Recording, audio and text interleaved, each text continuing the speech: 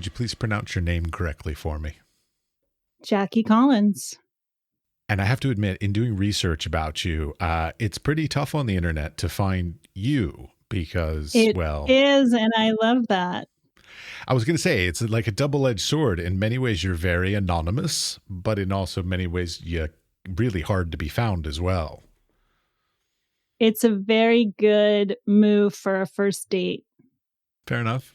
Which I had, my last first date was 2 years ago, and we're getting married, so I guess it's not going to be relevant anymore. Let's hope so. Yeah. Congratulations. Thank you. Now, all right, so you do lots of things, but let's go back a step to be sort of the foundation of all of this. So you work in the arts, though. Now, are you an artist yourself, or are you more of just an arts administrator? Sorry, I said just an arts administrator. Mm-hmm. Are you an arts administrator? Well, my background, believe it or not, is in dance. So I like to consider that being an artist. I had a professional dance career for 7 years and found myself constantly feeling like I wanted to be on the other side of things, making things run more efficiently and done differently. And I felt like I had a vision of how things could be smoother, and finally decided performing wasn't really doing it for me anymore. And I left my dance career and went to NYU to get my master's, kind of not really knowing exactly the path I wanted to follow. And then through that, I started as a executive director of a dance company and felt like that was the logical next step. And then that path took me to meeting a composer who wanted help scoring dance and immersing himself more in the dance community. So I helped him because I had all the contacts and I had the connections. And then I decided I love doing this. I love facilitating opportunities for other artists. I love finding talent. I love connecting two different talented people that I know in my world. And then that's kind of how my path led to what I'm doing today. I'm so sad that that job didn't exist when I was young, because that was one of my favorite things, was just connecting people with resources or people with people. Like, I love finding those connections among people. Sadly, that job didn't really exist when I was young. Yeah, I like to say, my dad doesn't really understand what I do, but when I wake up in the morning, basically my role is facilitating opportunities, finding connections, and making things run smoothly. But do parents ever really know what we do, really? And, after like teacher, lawyer, doctor, not really. No. Well, my father's a priest, so, But speaking of that, so were your parents creative? I'm always interested sort of how people even get into getting into dance and all this kind of stuff. Was this by the support of family, friends, schooling? That's a good question. So my mother's brother was a stagehand on Broadway, my uncle. And I grew up literally watching Annie on Broadway from the wings. And he was married to a dancer. And I saw The King and I and met Yul Brynner. And, my family was very immersed in the arts and Broadway. I grew up New York City adjacent. And, my family always made it a point to, immerse ourselves in the cultural world and offerings of New York. So one Christmas, my grandma bought me these dolls that were from Radio City, and they were like the Rockettes of the different years. And I just thought they were the most amazing thing. And a friend of my family's was a Rockette. She gave me advice on how to audition. I unknowingly showed up 8th in line of 475 girls and got the job. Wait, you were a Rockette? Yes. That's amazing. That was I love it. That was the part of the professional dance career for 7 years. I started there right out of college and stayed for 7 years until I went to grad school. That's amazing. It's very rare that you sit down and like, so, hey, what did you do? Oh, I was a Rockette. Oh, okay. Like there aren't many of those in the world to meet. It feels a bit like a past life, but it, was a hugely important time in my life. And I made incredible friendships and learned lots of lessons. Fortunately, kept all my bones intact. And now I just like to be in the audience and go visit the girls. Same with me. I used to be a roadie. So I used to tour around with rock and roll bands doing their lights and their sound and staging and stuff. And that was like a whole lifetime away. And I cannot stand being in the audience now because, of course, I had backstage passes and all access passes for, a decade. And it's like, I'm kind of spoiled now. Exactly. Yeah. All right. So now you have two major sort of different things that you do. So like just fill in everybody on what these are, but also fill me in on what they are. Exactly. Yeah. So I was working for a composer and started helping him score commercials, really.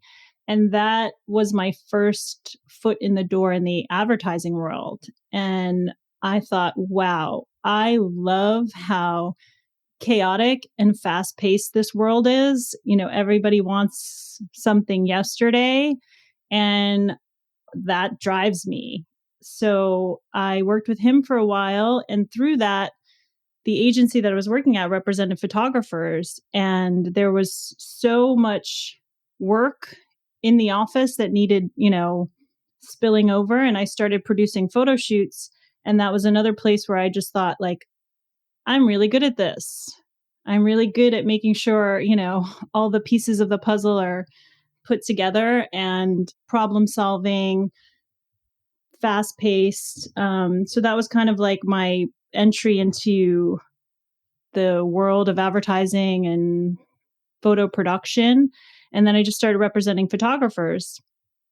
And my business partner and I were seeing the industry change. Like, not everything was a photography billboard. And now you had social media and websites with animation. And then all of a sudden, everybody started exploring illustration, and murals were starting to get popular, and people were following street artists. So we said, hey, we have all these connections and friendships of creative people. Let's start facilitating opportunities for them. And that's kind of where Fill-In was born. And it feels like a baby that, we worked on starting in 2016. And now, we've more than quadrupled our revenue and our business and our reputation in the industry. And I feel like it's a really exciting time where brands and the advertising world are vastly expanding their resources. And, murals are popular, illustration is popular, animation is popular, stop motion, and you've got apps that need illustrative designs and podcasts. And, there's just a world of opportunity out there. And we love finding talent and connecting them and facilitating opportunities.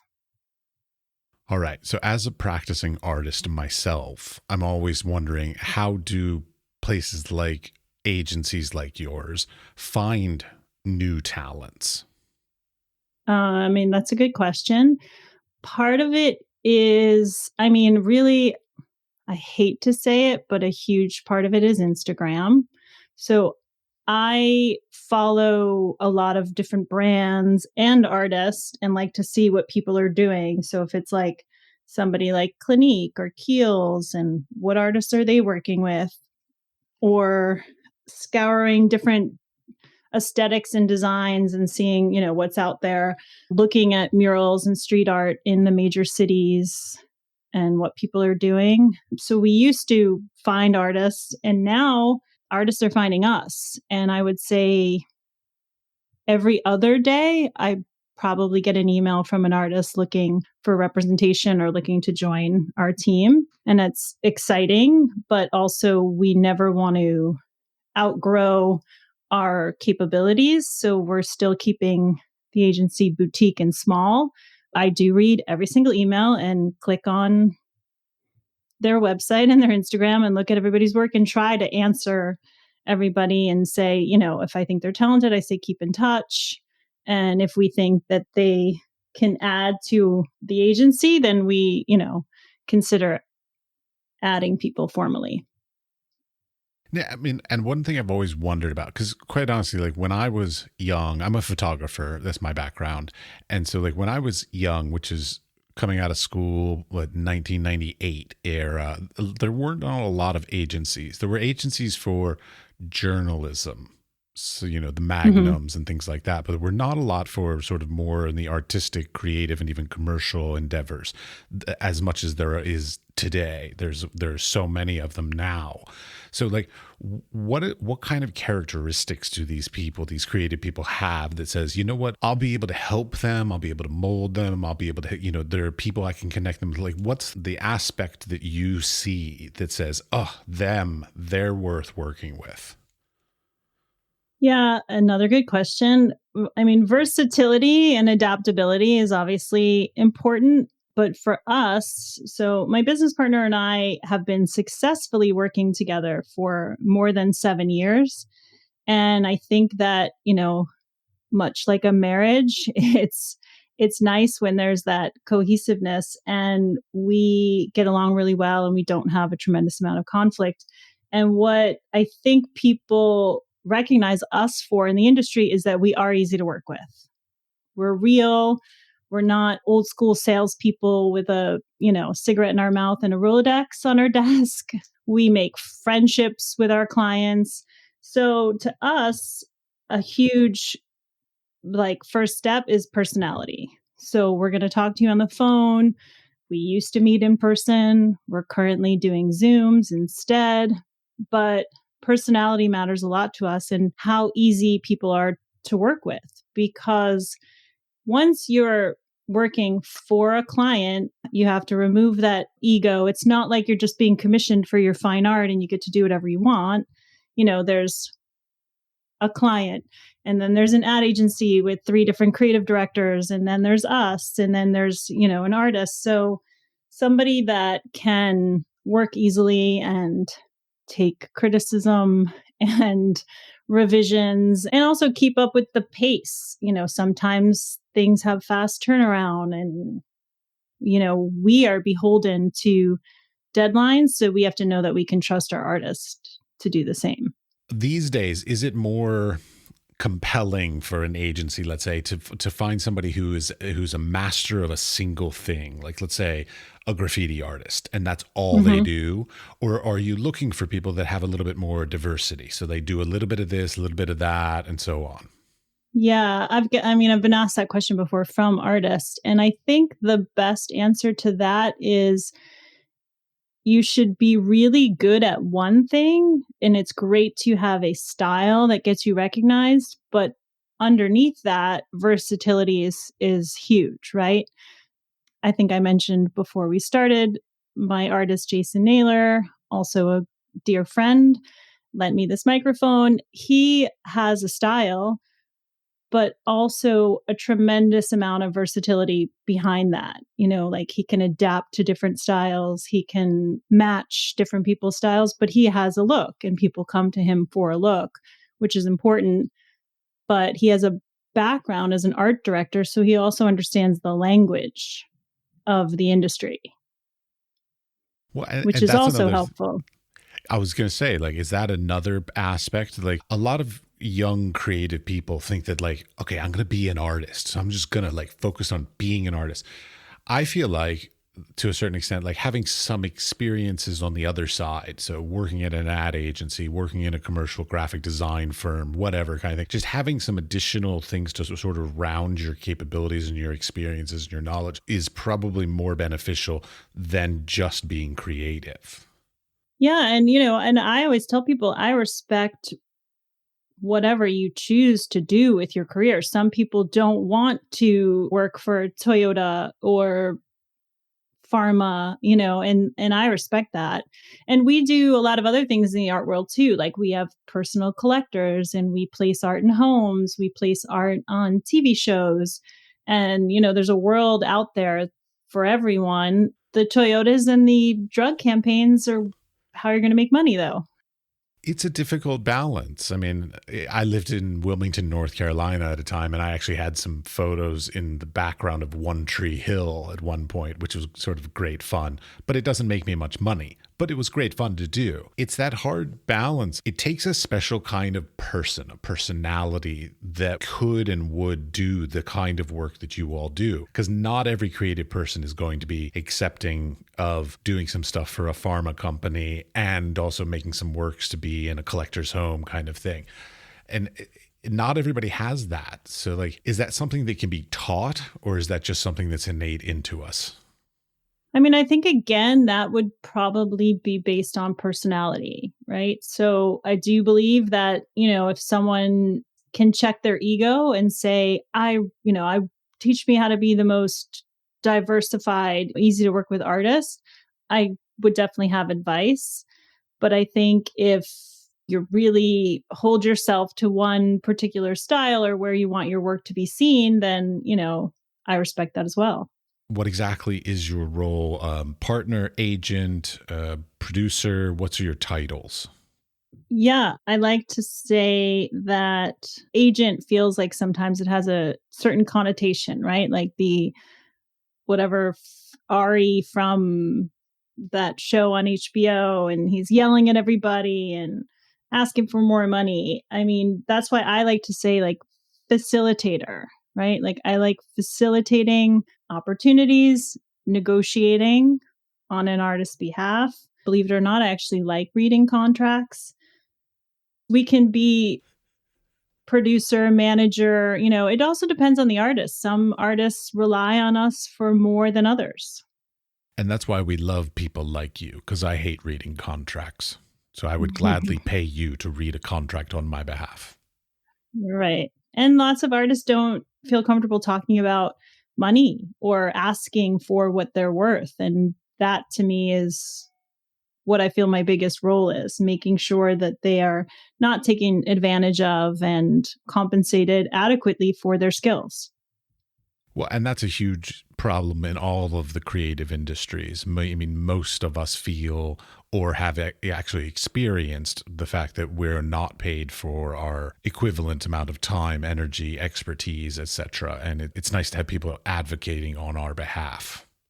Yeah, absolutely. And, that's what I really enjoy doing.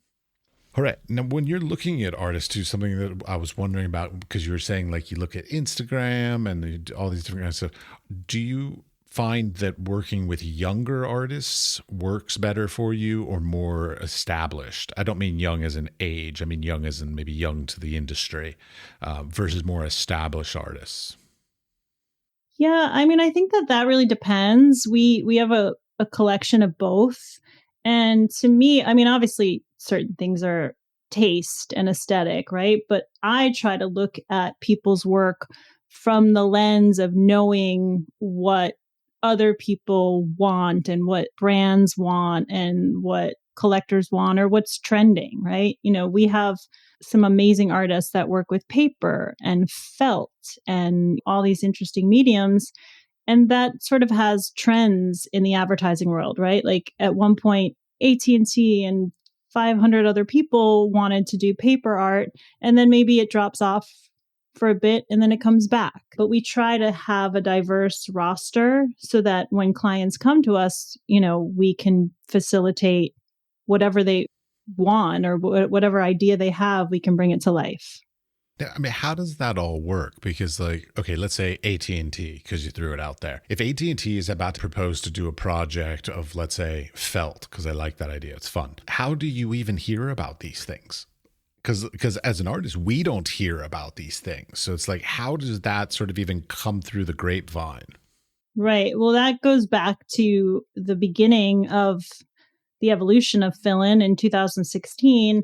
My business partner and I would physically visit ad agencies with books of all of our different artists and postcards, and we'd bring, taco fixings and beer and have these parties where people would come from all their offices and come out of their offices and view the work. We call them portfolio shows, and we probably did, several a month some years. I also would fly to Chicago, Kansas City, Los Angeles, and create relationships. The good thing is, by the time 2020 came and the world shut down, I had established so many relationships in the industry that people would just email me. I had visited an ad agency in California, and they were doing an avocado campaign, and they remembered seeing one of my artists who works with felt. And then, they email and say, California Avocado would love to work with XYZ artist on a stop motion campaign of these little animated avocados. So it's like I built that relationship over time. And when it came on the table for a new creative idea, they remembered seeing some of the artists.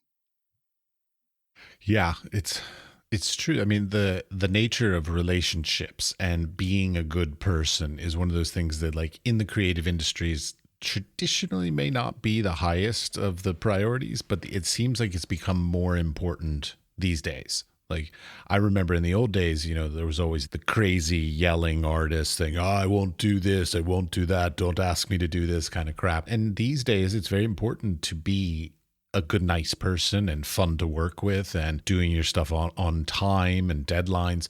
And that's a pretty big shift in the past, I'd say like 30 years or so, for what creative people should be doing. Oh, yeah. And, I have so many different creative friends just, from living in New York and life. And, I have a friend who is a photo assistant and used to work for Annie Leibovitz and fly first class to her shoots and stay in fancy hotels. And guess what? Like, that world is over. Well, she's also broke. Yeah, that too. Hopefully she paid her assistants, but that world is over, right? Like, I have situations where a California client wants to shoot with the photographer who lives in Canada, and he's got to hide his flight and hotel in like different fees because everyone needs to bid as a local, just because there is someone else that will take the job. Not that I'm undermining any talent, but there's a lot of talent out there.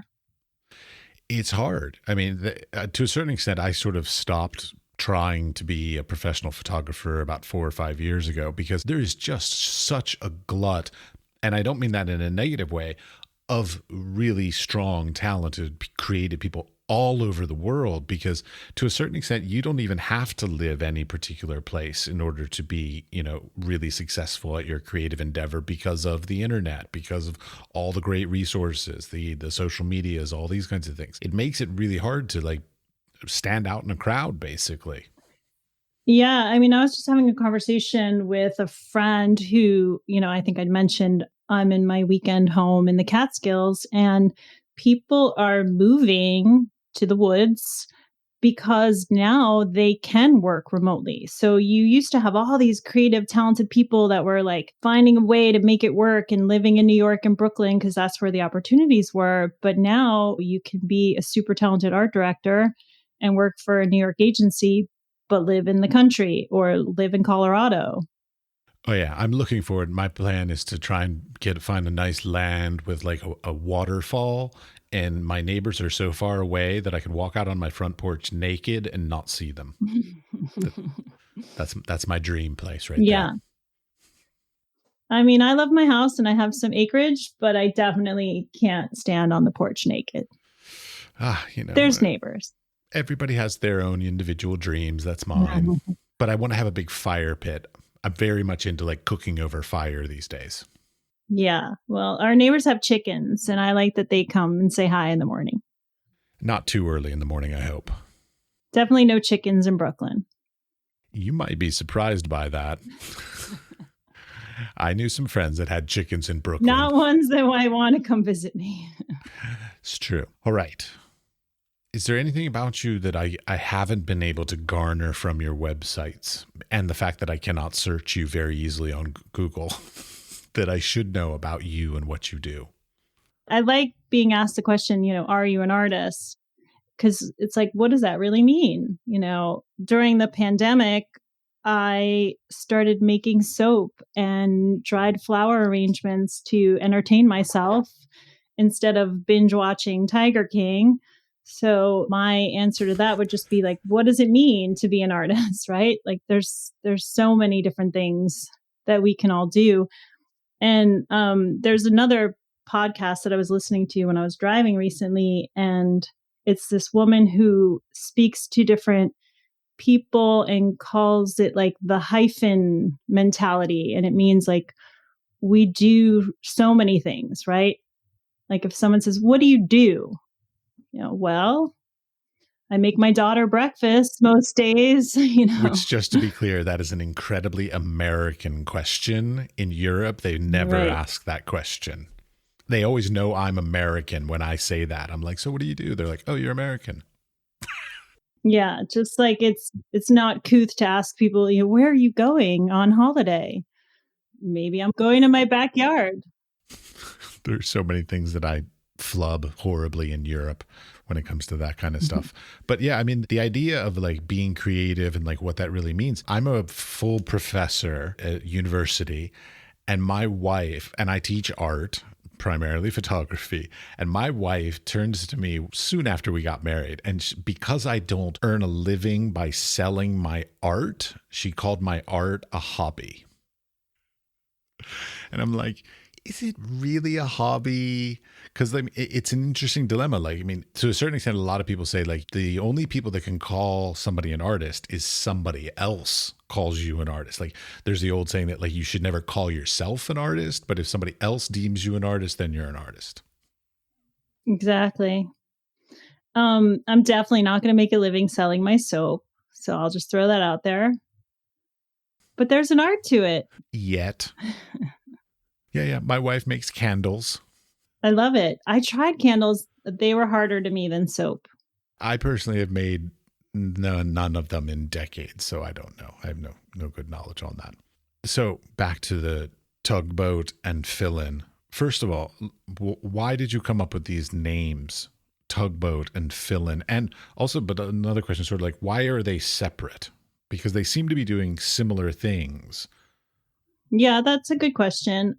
So Tugboat was established before I joined, but the basis behind the name is that it was, this little ship that could carry big things. So it's like, whether it's a still life shoot with one hand model and, some risers to a major campaign with 25 different talent, a dog, a house in New Jersey, and, fancy catering, like our little ship could carry it all. And then fill-in comes from, there's like, you probably know a graffiti expression to like, called fill-ins. I do. Yeah. And we just felt like it was a tagline of like, whatever your project is, like we could fill in the gap. And why do they act separately? There are agencies out there, right, that represent stylists and photographers and artists and set designers and hair people. And it feels like that's a lot of different things. So kind of like, what are you good at? And we just wanted to sort of ensure that our clients felt confident that if you need a photographer, you come here and we know what we're doing. And if you need an artist, you come here and we know what we're doing. And the common thread is really just me and my business partner. Fair enough. Now, when it comes to the art side, which of course I'm extremely interested in, so there's the commercial works that you sort of partner. I mean, you've got some amazing corporations that you've worked with and partnered artists with, but when it comes to like the idea of like doing, because I saw you do some exhibitions and you also, then you mentioned that you actually put art in collectors' homes and stuff like this. I mean, is that a big part of this? Because for me, I'm more of a fine artist personally. I don't know what our listeners, what they do exactly, but I'm imagining a lot more fine artists. Yeah.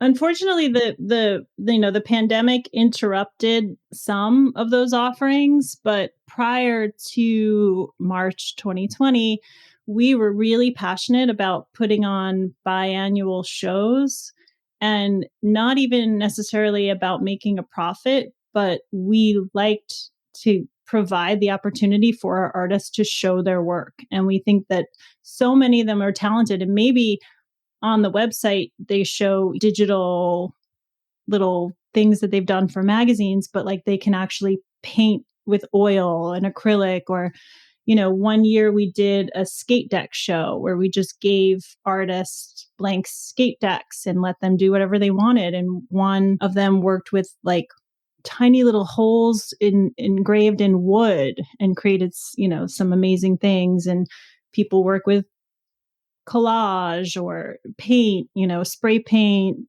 regular paint. And we loved also utilizing that as a way to come together as a community. So we'd invite our clients and all the creative people we knew in the ad world, and they got to see what these artists could do behind the scenes.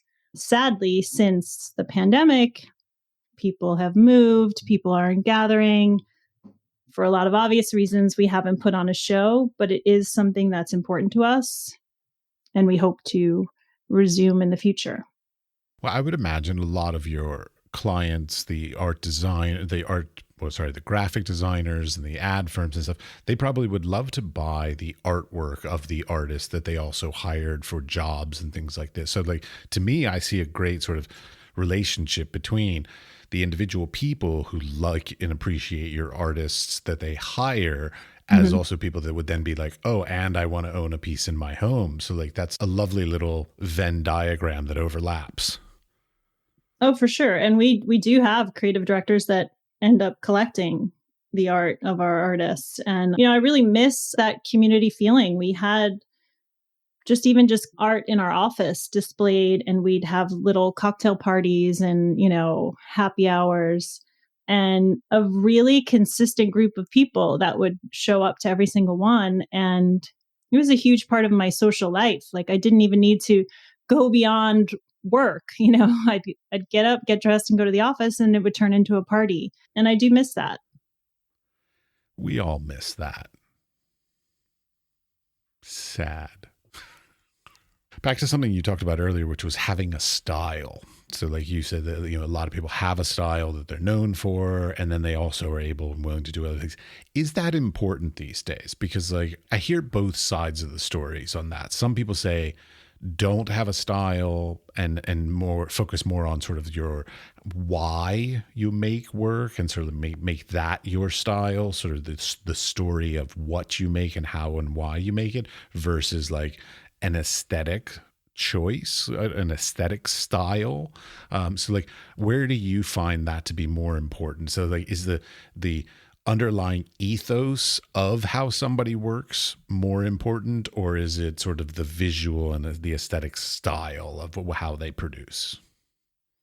I mean, I think the word style kind of encompasses both, right? So it's like Basquiat had a style because he was answering the why and the how, right? And I also believe that there's natural evolution in everyone's style. I mean, thankfully, I'm not dressing the same as I dressed when I was 22, but I still essentially probably have maintained a quote unquote style.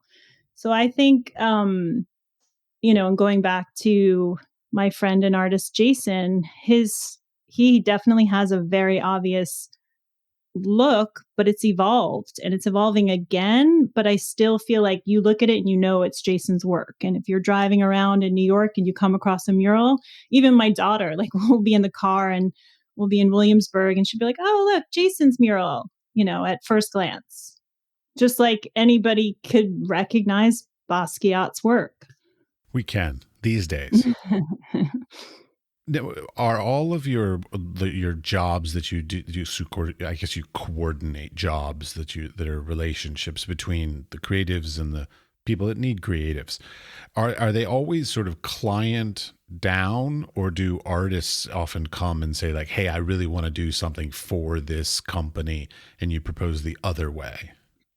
Yeah, and that happens a lot, and I actually really enjoy that part of it because it kind of goes back to like facilitating people's dreams and desires. Like an artist will come to me and say, I am dying to work for Vans or Nike or whatever it is, and we put together, what we call a pitch, and we find all the different contacts at that place, and that's definitely come to fruition as well. Most of our business is usually people coming to us saying this is what we want, but we have brought artists to different brands and they've worked with them or used them or tried them out in some capacity. I'm still very interested in sort of the nature of like how you find your creative people and what constitutes them being worthy, like, I guess, of being part of the agency. It's slightly arbitrary too, because sometimes, like I said, I will just see something and I'll be like, I see something in them, and it's like, I can't put my finger on it. I just know that it's a style that's going to sell or be desired, and I think I had a friend who was a mentor who has helped me write my bio or edit my bio because it's hard to talk about yourself, right? And I think in one of her iterations, she said something about me just having like a keen eye for talent. And, I think in my life, I can see a choreographer or a dancer and like I just feel like I see something in certain people and artists, or I can hear music and just be like, that person should be scoring film and television because they have that sound or that, style. Well, I mean, and that you brought up text and sort of writing about yourselves and bios and stuff. I fucking hate those kinds of things. Like they are the bane of my existence, whether it's writing a artist bio or a grant proposal or a residency, whatever kind of stuff we have to do to continue our jobs. Being creative. I mean, do you help with that? Like, what kind of tips can you give for how to work with text? Yeah, I love to write about other people, just not myself. And I love to write about other people, just not myself. Yeah, yeah, yeah. And just like I don't like having my picture taken, but I represent a million photographers. I actually like bringing writing into my role as many ways as I can. So sometimes photographers write treatments to get big jobs, and like my favorite thing to do is edit because let's be honest, lots of artists cannot write. Correct. And this kind of goes back to me being a performer and being an artist and feeling like there was more that I could do. And I think that there's always been something inside of me that has like an entrepreneurial feel, and I like writing and I like, being busy all day long. Like my least favorite part of the performing arts business was sitting around and waiting. I even tried to transition from dance to acting. And, I got cast in like an episode of Sex and the City, and I did a film or two. And I thought to myself, I cannot believe I just spent 12 hours and was only productive for 6 minutes. Yeah, it's the hurry up and wait industries that drive me nuts. I did a job one time at the Kennedy Center where I was supposed to do some work, and they ended up having me coiling cable. You know what that means. So just literally like taking cable and putting it in circles. Stupid. Just dumb work.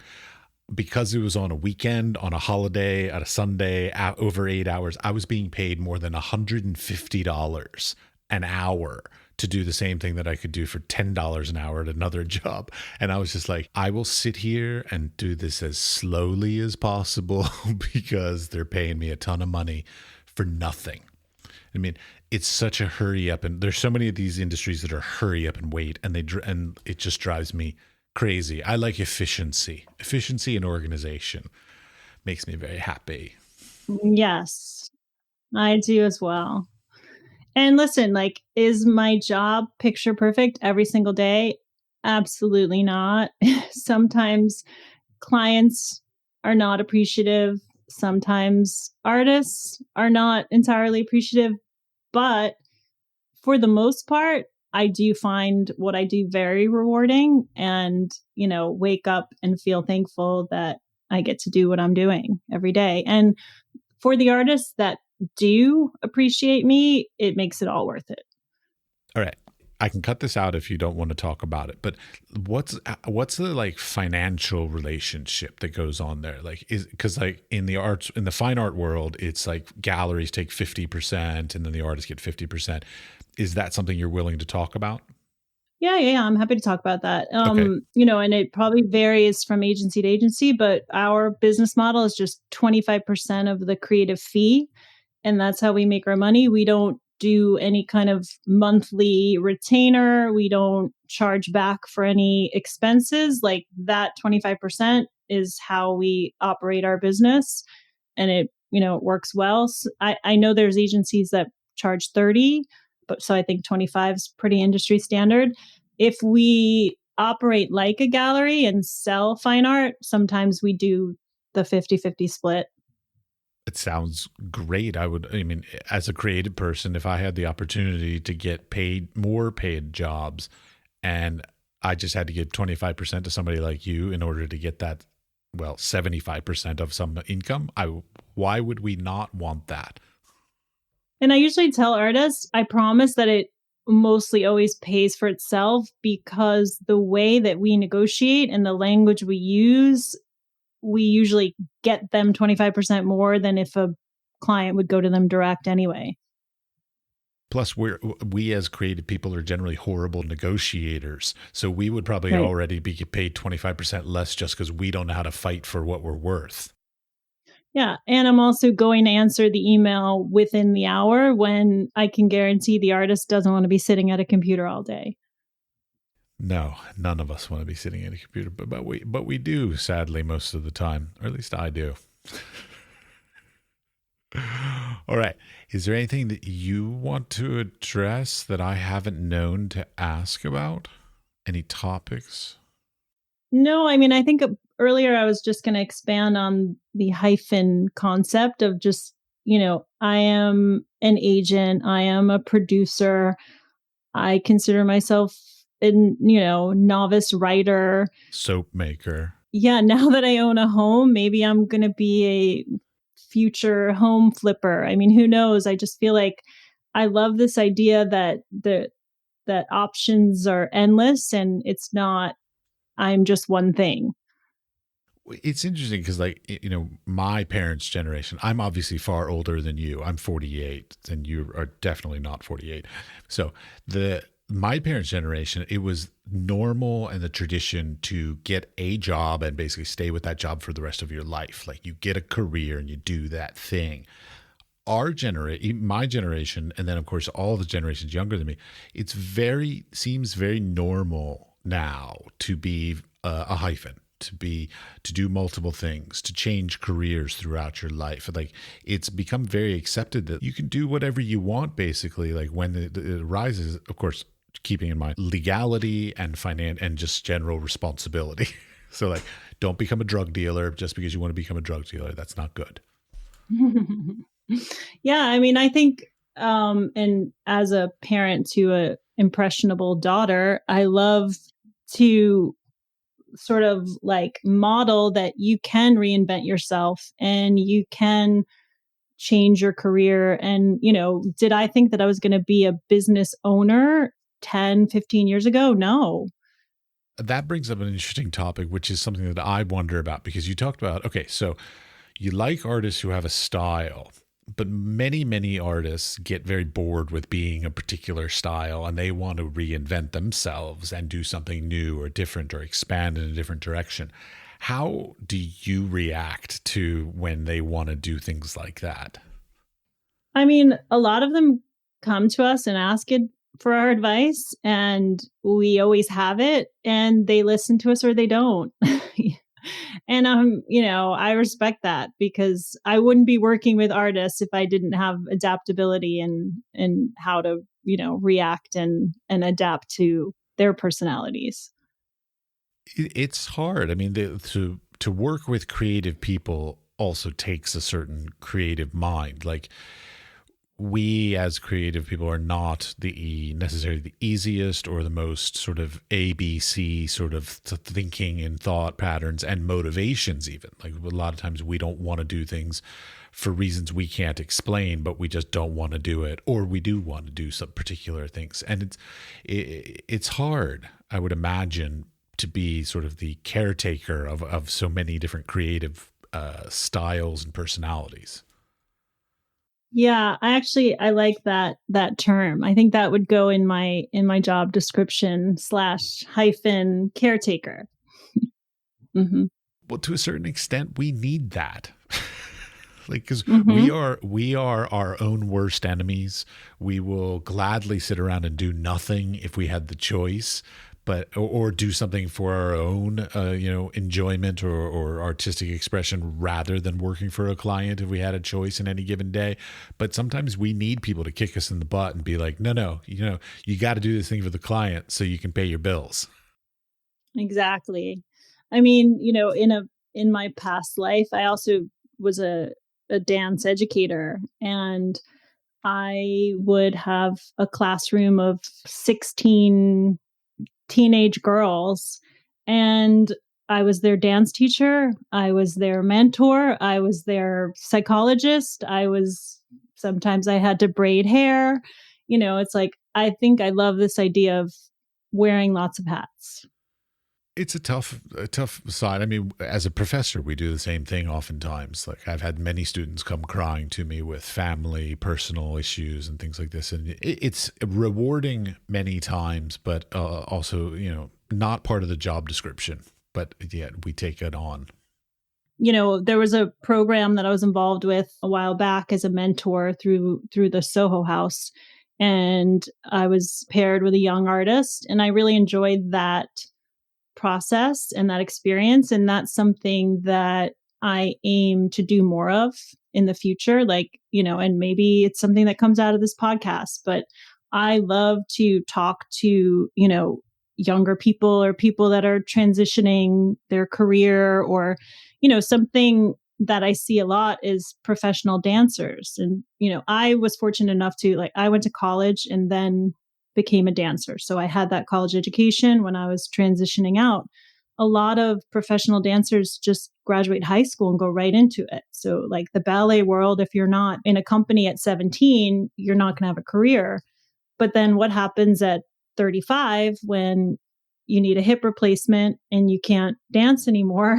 And I think one of my future missions is to get more involved in helping mentor people and letting them realize there's a tremendous amount of opportunities and different skills that you have that could facilitate in lots of industries, college or no college. Well, and that's one of the parts of this podcast as a whole that I really love, which is I feel like to a certain extent I'm introducing people to potential different careers. So, like, I envision that a lot of my listeners are just out of school, just got their master's or whatever, something like that. And they're thinking like, okay, I got this degree. Now what can I do with it? And there's so many jobs that exist now that didn't exist, when I was young. I keep saying that like I'm really, really old, but back when I got out of school, that like I wish these jobs existed and I wish these opportunities were there. And I'm so sad that I didn't have the opportunity to do some of these things when I was younger, or even know that these jobs were opportunities for me. There are amazing opportunities out there, and just because you're in the creative industries does not mean you have to be a graphic designer or a graffiti artist or a fine artist or whatever kind of thing you want to be. You can do so many different things, such as yourself. Like, you could be a facilitator, you could be the person that connects all these dots. Yeah. And listen, like, I'm a proponent for education, but it's expensive. And I have my master's, and my daughter's father is Ivy League educated. And the two of us have both turned to her and said, like, if you don't want to go to college, don't go to college. There's so many different things you can do. And it's not necessarily the exact path that you need. Certainly for some things, if she wants to be a veterinarian or a doctor, like you need the schooling, but I don't believe it's the key to success by any means. How old is your daughter? She's 13. Oh, okay. I was like, if this is an 8-year-old and you're talking about college already, that's way too early. Yeah. 13's acceptable. Yeah, I mean, it's interesting because, like, as a professor, I feel like a lot of the things are kind of outdated. Like, most of what I teach, and this sounds really bad because, of course, it's my career, but like most of what I teach, probably 85% of it you can get from YouTube. Like, there's not a lot that I teach that is not offered already on YouTube for free. And so, like, to a certain extent, like the investment of having to go to higher education and all this kind of stuff, it's not truly necessary. I mean, there are certain aspects of those higher education that are very beneficial and all this. So I'm not going to say don't do it. But in reality, it's nowhere near as necessary as it has been in the history. Yeah. I mean, I agree. But I also think for maturity purposes, some people need that time and need that to be part of their path. But I certainly don't think it's universal.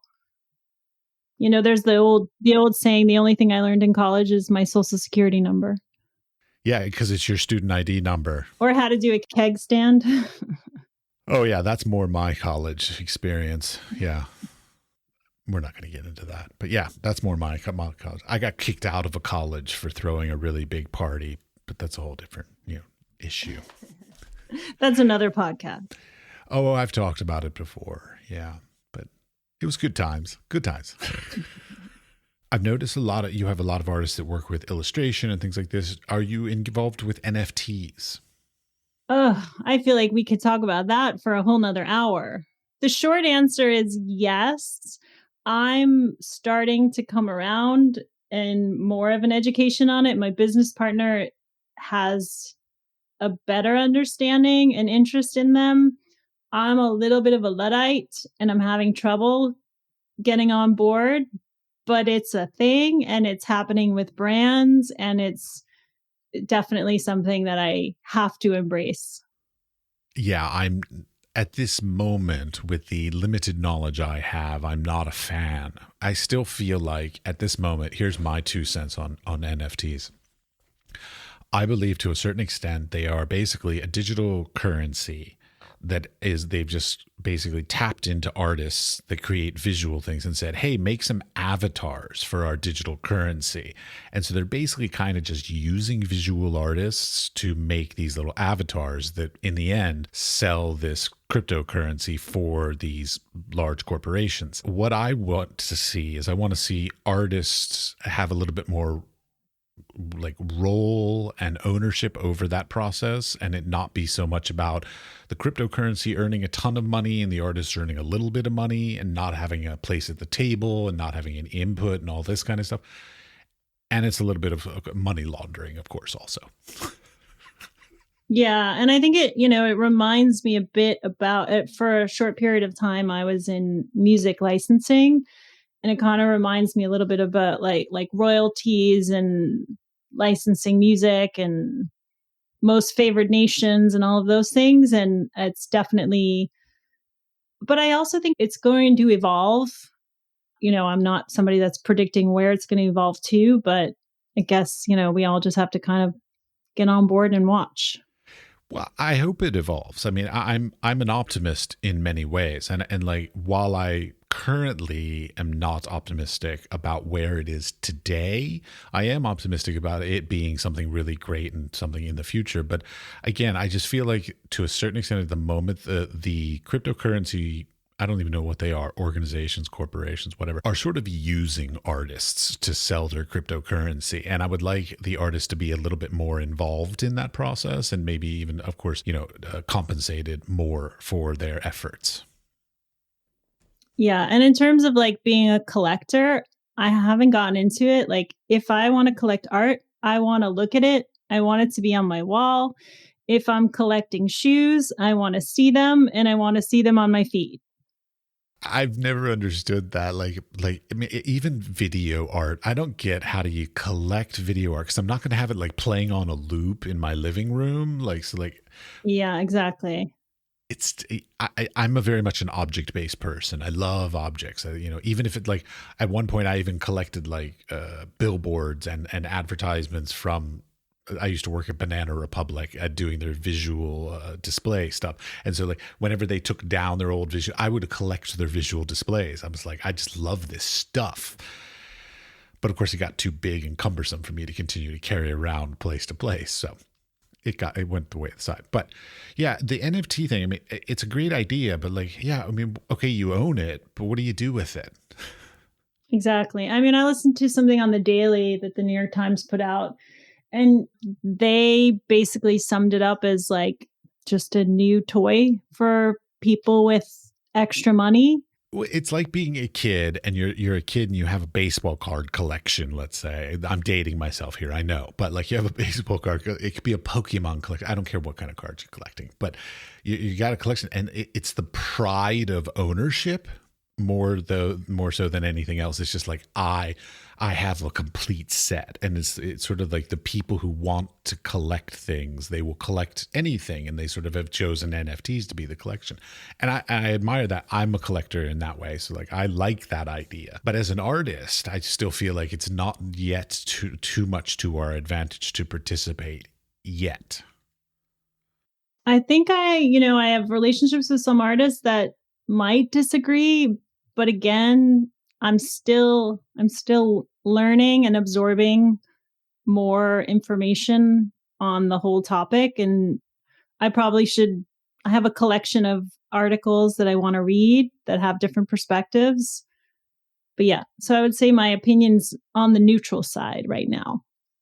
I have a friend who has offered to assist me in participating in the NFT world, and I keep putting it off, but I really should engage with it because I feel like it's an opportunity lost also, because a lot of like illustrators, photographers, all these people, we have millions of images and sketches and ideas of things that like wouldn't work for a client or wouldn't work in a gallery or whatever kind of other professional setting we have, but would work magnificently as an NFT.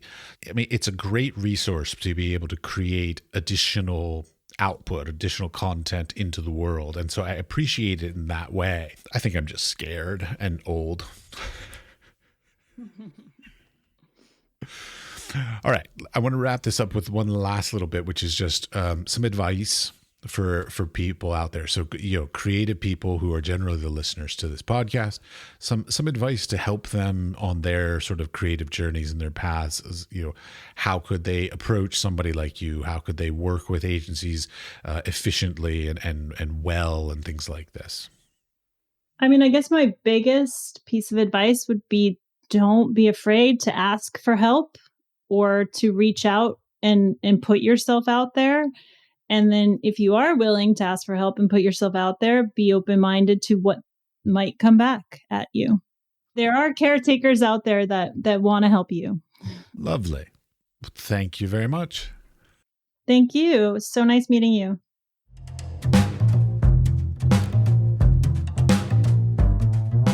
Thank you for listening to the complete conversation. We would appreciate it if you would share the podcast with your friends, family, coworkers, or studio mates, anyone with an interest in the arts and creative endeavors. The building and strengthening of the arts and creative community is at the core of our mission for this podcast. They can subscribe on Apple Podcasts, Spotify, or wherever you get your podcasts. We are produced by 5014. The audio was edited by Mickey at CushAudio Services, and the music was created by Pete Bybee. Thanks, Pete.